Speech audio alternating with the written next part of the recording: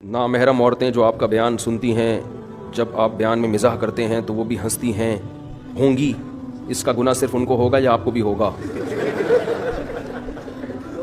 یعنی بھائی ویڈیو نہ بنائے نا، یعنی انہوں نے فرض کر لیا گناہ تو ہوگا ہی ہوگا. اب یہ فیصلہ کرنا ہے کہ صرف مجھے ہوگا یا ان کو بھی ہوگا، تو پہلے آپ نے یہ فرض کیوں کیا کہ گناہ ہوگا؟ دیکھو نامحرم کا مطلب کیا ہے. نامحرم کی طرف طبیعت مائل ہو رہی ہو، وہ ناجائز میلان جسے کہتے ہیں.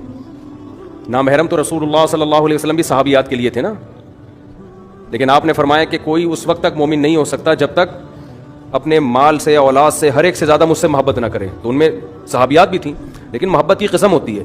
ایک محبت جس میں شہوت کا غلبہ ہوتا ہے، خواہش کا غلبہ ہوتا ہے، وہ تو عورت اپنے شوہر کے علاوہ کسی سے بھی نہیں، وہ تو بھائی سے بھی نہیں کر سکتی، وہ کسی سے بھی نہیں کر سکتی.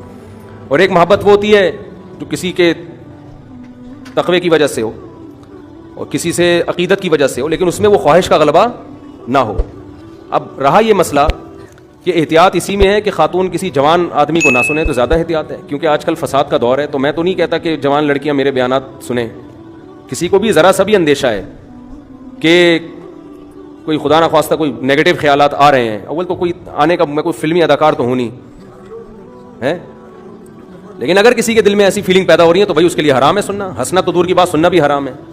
تو بعض دفعہ ایسا ہوتا ہے کسی کا میسج آ گیا، آپ کے بیان کا بہت زیادہ شوق ہے، دن رات میں ہی سنتی رہتی ہوں، مجھے اندازہ ہو جاتا ہے کہ یہ بیان کا اتنا شوق کسی کو ہوتا نہیں ہے.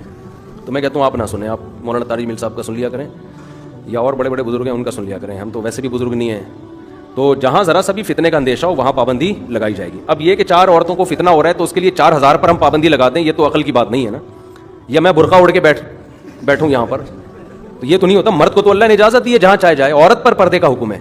یہ بھی خوب سمجھ لیں کہ پردے کا حکم عورت کو ہے، آدمی کو نہیں ہے.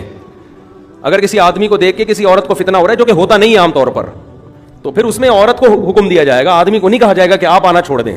آدمی تو پھر آدمی کس بات کا ہے بھائی وہ ٹھیک ہے. تو فتنے کا جہاں اندیشہ ہوگا وہاں جائز نہیں ہے، لیکن جہاں اندیشہ نہیں ہے تو وہاں لطیفہ بھی ہو اور حسین آئے تو وہ تو لطیفے کی توہین ہے نا. تو نامحرم کو بھی ایسی آئے گی، محرم کو بھی ایسی آئے گی. اس میں ہنسنے پر گورنمنٹ نے بھی کوئی پابندی نہیں لگائی، اللہ نے بھی کوئی پابندی نہیں لگائی. سمجھتے ہو؟